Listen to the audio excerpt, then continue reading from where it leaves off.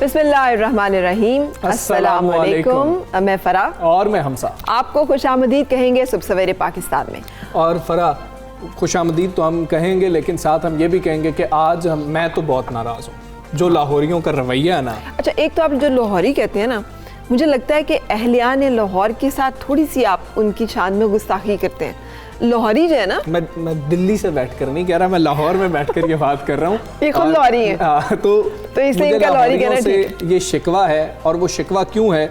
Metro का हमने visit किया था फ़रा, मैंने आपके साथ शेयर किया कि बड़ा बेहतरीन मंसूबा है, लोग बहुत ज़्यादा खुश थे, खुशी की बात बहुत अच्छी है, लेकिन वहाँ पर आपको मैं बताऊँ कि लोगों ने बच्चों को झूले दिलाना शुरू कर दिए हैं। और तो और पतीसे भी बेचे जा रहे हैं वहाँ पे। एक दिन तो अगले ही दिन, जिस दिन ऑरेंज लाइन मेट्रो जो है उसने अपना सफ़र का आगाज़ किया था, तो एक पतीसे वाला, अंदाज़ा करें वो जो एक हमारा प्लेटफॉर्म का एक माहौल होता है ना, आलू ले लो, चने ले लो, गरम अंडे, पतीसे वाला, वो सब कुछ जो है वो ऑरेंज ट्रेन में भी। एयरपोर्ट पे सिक्योरिटी होती है, वरना पाकिस्तानी जहाज को भी ना छोड़े, वहाँ पर भी कुछ ना कुछ। एक दिन पहुँच गया था। अच्छा, एक भिखारी जहाज में भी पहुँच गया था, वो वहाँ से भी वहाँ से लोड किया गया, वो सोशल मीडिया पे ये भी बड़ी वायरल हुई। और बात ये कि सिक्योरिटी क्या हुई, इस तरह के जो प्रोजेक्ट्स हैं वहाँ पे चले, लेकिन मेरी तो पतीसे वाली बात थी ना वो उससे भी मुझे बड़ा कंसर्न था कि आपकी तो झूले वाली बात है। बच्चे को जी, बच्चे ने जिद की होगी, बच्चे तो जिद करते हैं ऐसे कामों के लिए, और फिर वहाँ पर जी बच्चे को आप ये देख सकते हैं कि झूला दिलाया जा रहा है और कोई फिक्र नहीं है। और ये एक बच्चे की कहानी नहीं है, जब हम पहले दिन गए थे हमने इस तरह देखा था, फिर हमने अपने तौर पर बच्चों को रोका कि आप ये ना करें, इसलिए ये मंसूबे नहीं। और फिर वो बच्चे तो अकेले आए थे, ये फैमिली के साथ है, और देखें बच्चे को अब्बा जान अपने बच्चे की छोटे सी ख्वाहिश जो है ना वो पूरे कर रहे हैं। सारी जिंदगी वो कह सकता है कि मैंने ऑरेंज लाइन ट्रेन में झूले लिए हुए।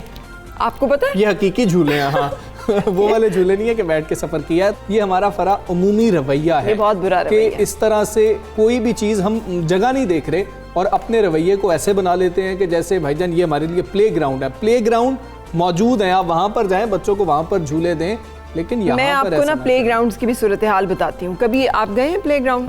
हाँ, वहाँ पे देखा है कि वो जो इस्लामाबाद में चूँकि बहुत अच्छे प्ले ग्राउंड्स हैं, मुझे लाहौर का नहीं पता इतना कि यहाँ पर क्या हालात हैं। इस्लामाबाद में तो कुछ पार्क्स हैं, एक पार्क था जो कि जू के बिल्कुल साथ है, जिसे जैपनीज़ पार्क कहा जाता था, और अभी उसका नाम जो है वो चेंज किया गया है। वहाँ पर उस वक्त चाइना ने, जापान ने जो है झूले लगाए थे बच्चों के लिए, और बड़े खूबसूरत जैसे स्टेट ऑफ द आर्ट झूले थे। और इमेजिन करें बैक इन 90s ये क्या एक कमाल चीज़ होगी। उन झूलों के ऊपर बड़े लोग, इन हमजा की उम्र का बंदा जो है वो उस झूले के ऊपर बैठा हो, जिसके लिए कि एज अप्रोप्रिएशन जो है 6 साल 8 साल 12 साल है, तो उस झूले बेचारे का क्या बनेगा। और वो लोग वहाँ पे बैठकर झूले झूलते हैं और उन्हें शर्म भी नहीं आती। अच्छा, घर में कोई बच्चे के लिए झूला खरीद के लाएंगे, वहाँ पर नहीं बैठेंगे, वहाँ पर पता होगा कि ये अपना नुकसान होना है। भाई ये भी अपना नुकसान ही होना है, आपके पैसों से ये मंसूबे लगाए जाते हैं, ऐसा ना करें। और कोशिश करें कि अपने बच्चों को लेके जाएं तो वो वाला झूला देंगे, वो बैठ के आराम से मेट्रो ट्रेन का झूला। और लिखें भी ना, गैर ज़रूरी तौर पे अगर आपको लिखने का शौक है, आजकल तो ये व्लॉग, सोशल मीडिया, ये सब उन लोगों के लिए है जिनको दीवारों पे लिखने का, दरख्तों पे लिखने का उनको तो था, हम कहीं हम पढ़े जाएं, हमारी कोई सुन ले, किसी तरह से हमारी बात पहुंच जाए। तो आजकल तो आपके पास बहुत सारे प्लेटफॉर्म हैं, पे मत लिखें, आपको कोई कॉल नहीं आने वाली, अपने नंबर वहाँ पर लिखने की भी कोई ज़रूरत नहीं है। एक ना जब पुरानी मरी की रोड होती थी ना, और वो बहुत ही ज़्यादा मुश्किल रोड थी, तो वहाँ पर नवाज शरीफ हुकूमत में, चूँकि मुख्तलिफ हुकूमतें और अदबार रहे हैं, वहाँ पर लगाए गए थे एक शीशे कि आप दूसरी तरफ से आने वाली गाड़ी को उस कर्व में देख सकें। भाई उस शीशों के साथ जो हाल किया है हम लोगों ने, मार मार के डंडे, मार मार के पत्थर, उनको अंधा कर दिया। मुझे नहीं समझ आती कि इससे क्या तस्कीन मिलती है और इन चीज़ों को बर्बाद करने से हमें क्या ऐसा हासिल होता है। अमलाक को नुकसान पहुँचाना, अपने मुल्क की प्रॉपर्टी को, अपने एसेट्स को नुकसान पहुँचाना यकीनी तौर पर जहनी मरीज होने की निशानी है। तो बच्चों के शौक ज़रूर पूरे करें, लेकिन उस जगह पर पूरे करें जहाँ पर वो पूरे होने चाहिए। अब हम चलते हैं टॉप स्टोरीज की जानिब। कौन बनेगा अमेरिका का अगला सदर? इंतखाबी अखाड़ा सज गया। जो बाइडेन मैदान मारेंगे या ट्रंप? फैसले की घड़ी आ गई। फिरदौस आशिक आवान की वापसी, वज़ीर आला पंजाब की मुआविन खुसूसी मुकर्रर वज़ीर इत्तलात पंजाब फयाजुल हसन चौहान को ओहदे से हटा दिया गया। पंजाब में सर्दी ने अपने कदम जमा लिए, सूबे में इन्फ्लुएंजा की वैक्सीन ही दस्तयाब नहीं, वैक्सीन कब आएगी मुताल्लिका महकमा भी बेखबर।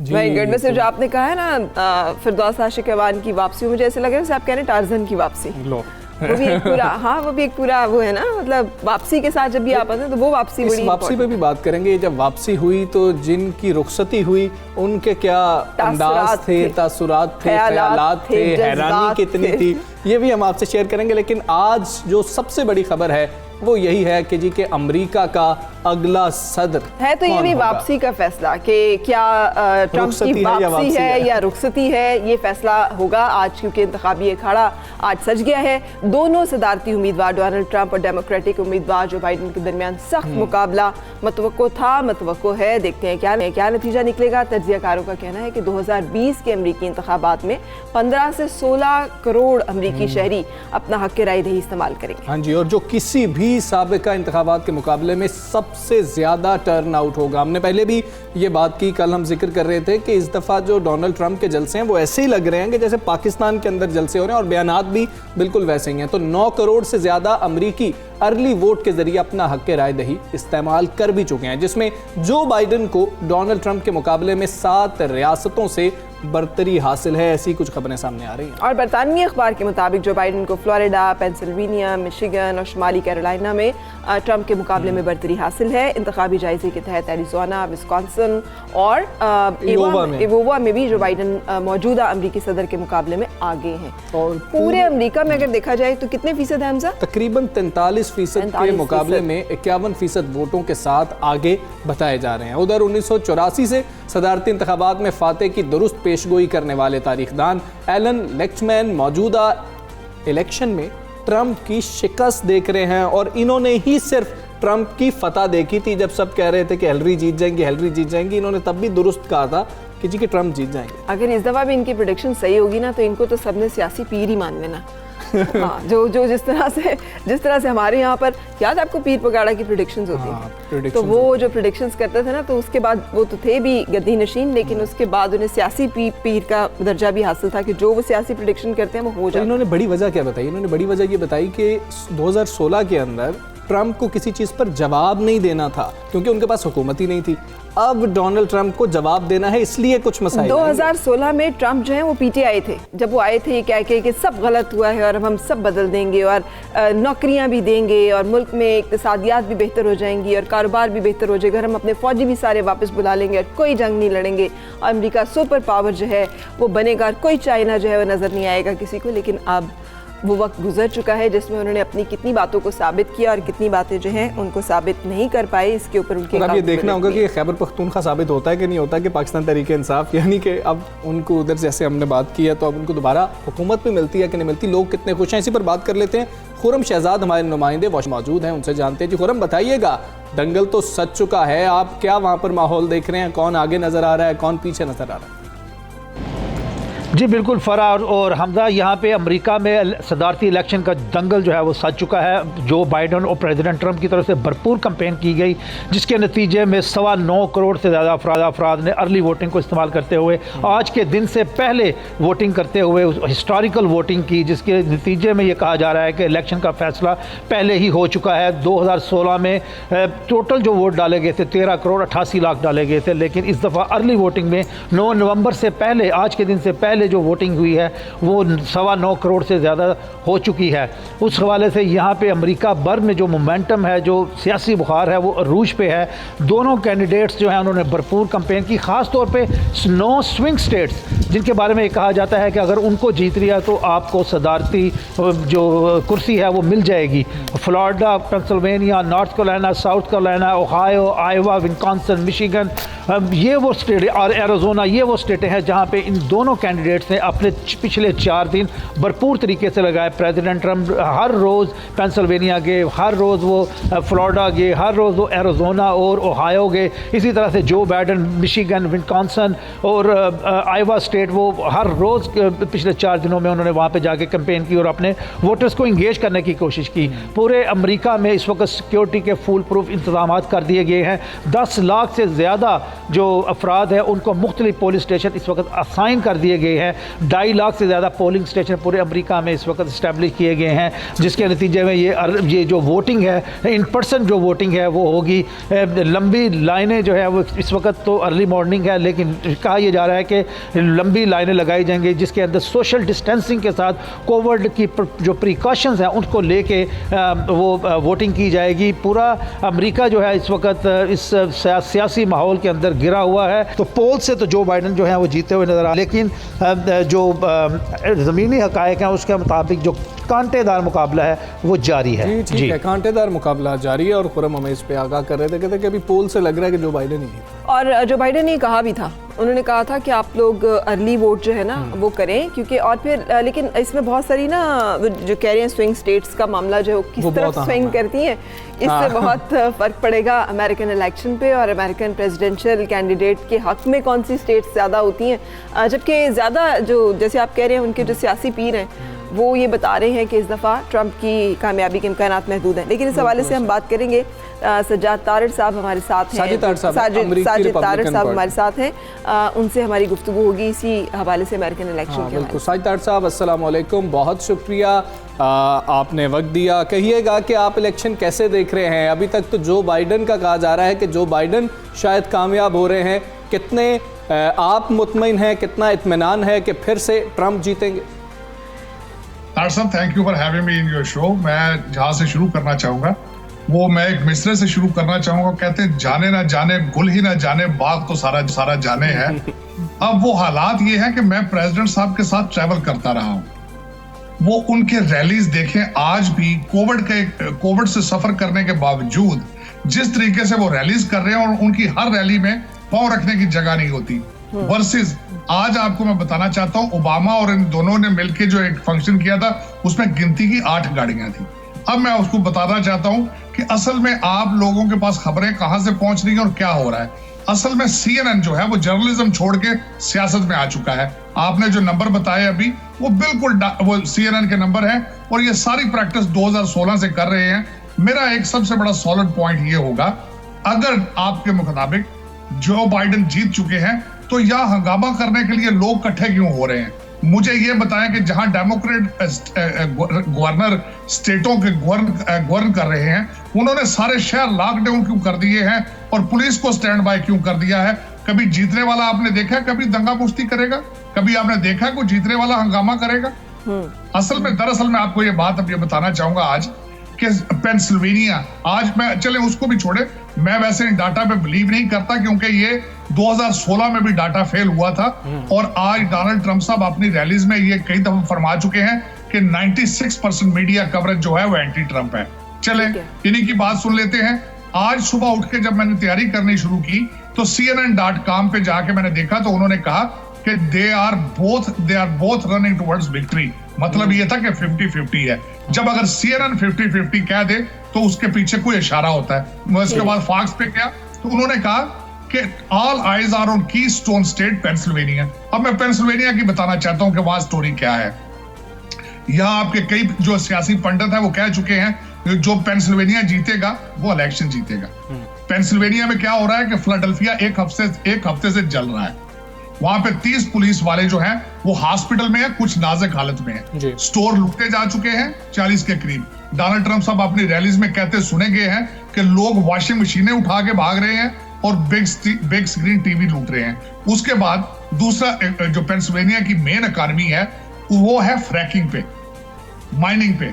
जो बाइडन साहब इसका कह चुके हैं कि मैं आते ही फ्रैकिंग बंद कर दूंगा।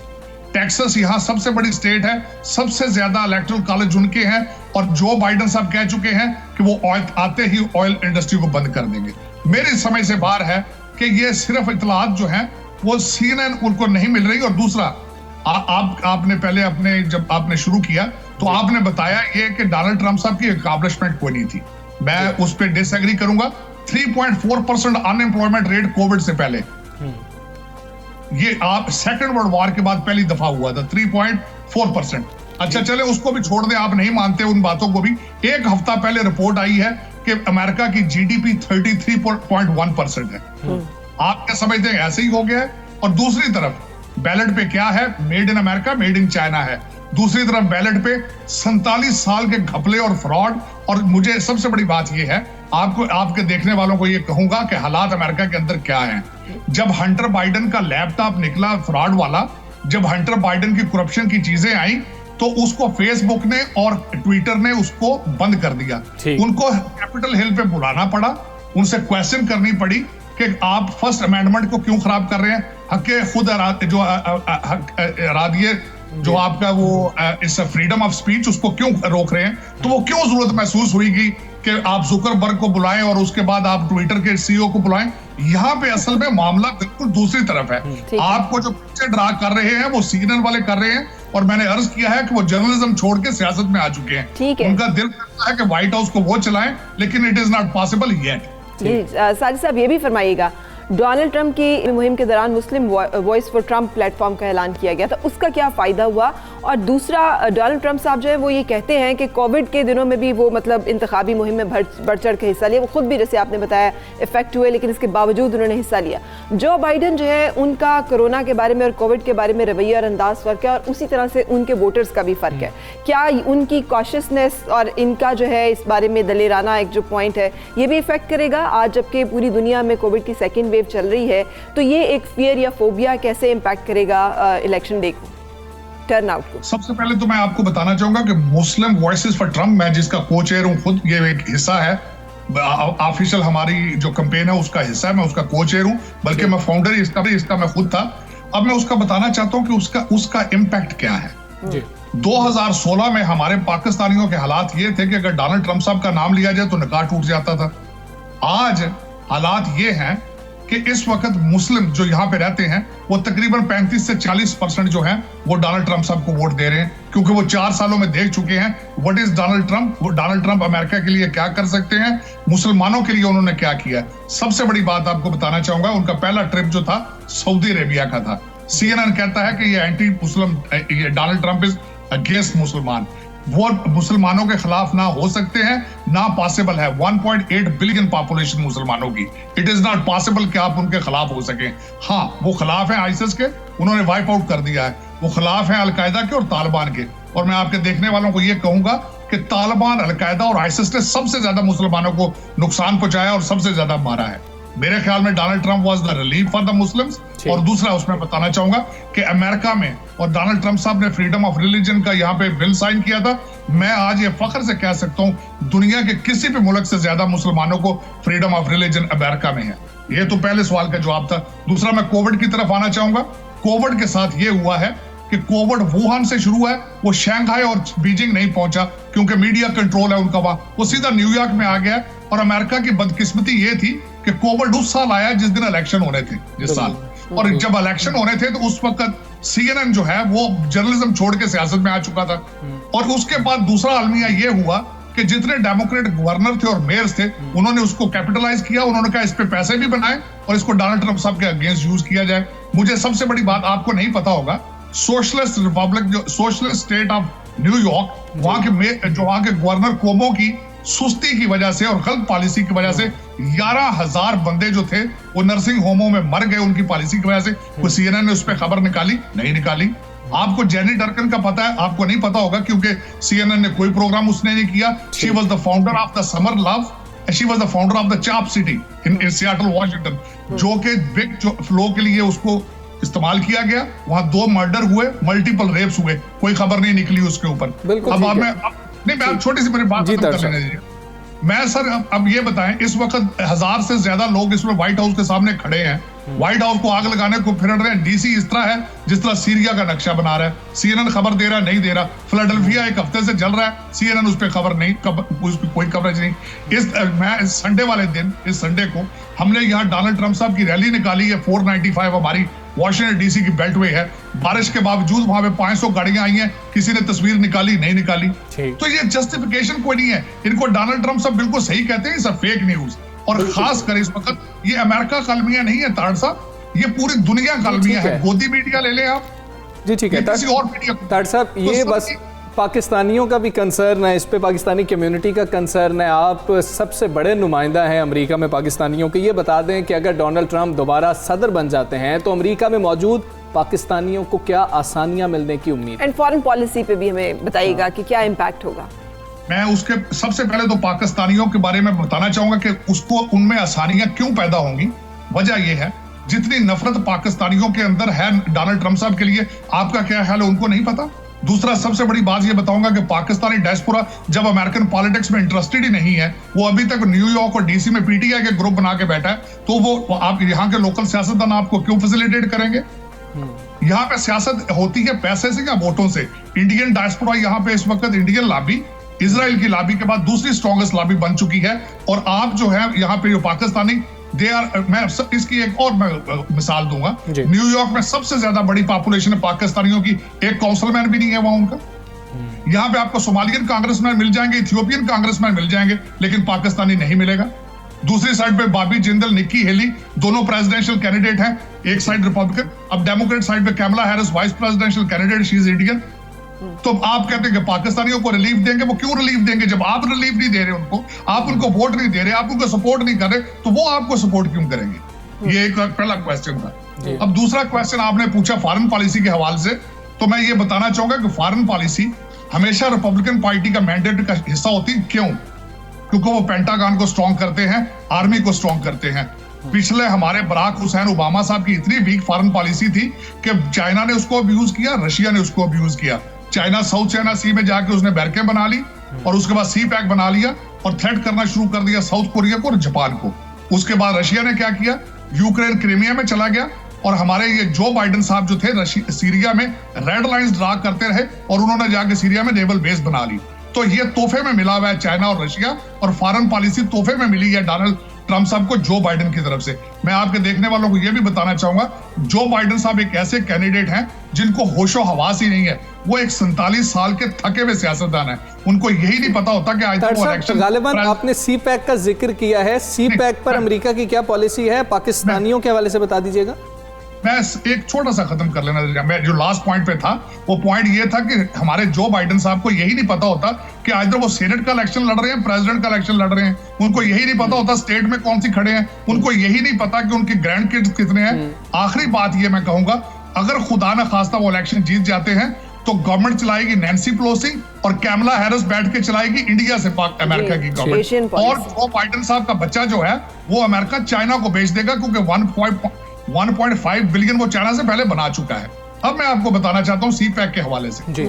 सी पैक जो है वो सिर्फ एक पाकिस्तान का इशू नहीं है।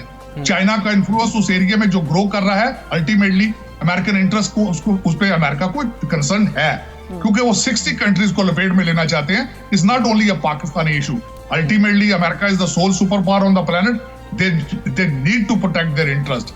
तो उसमें किस तरह होता है, पाकिस्तान किस तरह अपनी फॉरेन पॉलिसी को बैलेंस करता है, उसकी मिसाल मैं छोटी सी आपको देना चाहूंगा। इंडिया बिलियंस डॉलर्स अमेरिका से पे खर्च करता है, अमेरिका से हेलीकॉप्टर लेता है, अमेरिका से डिफेंस कॉन्ट्रैक्ट करता है, लेकिन राफेल तैयारे जाके फ्रांस से भी ले लेता है। लेकिन आपको भी ये सोचना पड़ेगा, आपको अपनी फॉरेन पॉलिसी रिविजिट करनी पड़ेगी।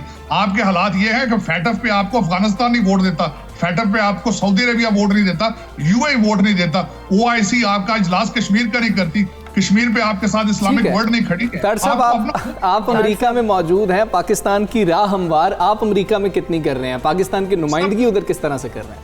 मैं सर मेरी नुमाइंदगी बिल्कुल ना होने के बराबर है, क्योंकि मेरे पीछे पाकिस्तानियों की सपोर्ट शामिल नहीं है। शुक्रिया, बिल्कुल ठीक है साहिदार साहब, बहुत शुक्रिया। तार साहब हमारे साथ थे। मुझे उनकी सारी गुफ्तगू में जो एक पॉइंट बहुत ज़्यादा टच किया है, जो हमेशा से हाईलाइट, मोहिद यूसुफ साहब जब बाहर थे ना तब वो इस चीज़ पे बात करते थे कि थिंक टैंक्स हो या पेंटागन हो, इन्फिल्ट्रेशन जो है इंडियन डायस्पोरा की वो बहुत ज़्यादा है। वो वहाँ पे पॉलिसी मेकिंग जो जगह हैं और की प्लेसेस हैं वहाँ पर प्लेस्ड हैं, जिसकी एक निशानी जो है वो कैमला है, जो कि साउथ एशिया की पूरी उसको ज़ाहिर है पॉलिटिक्स को डील करेंगी, जो इंडियन ओरिजिन है उनका।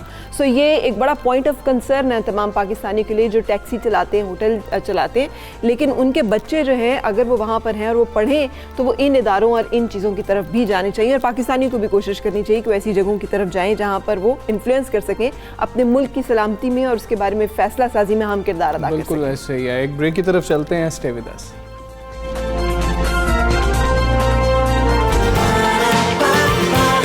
सुबह सवेरे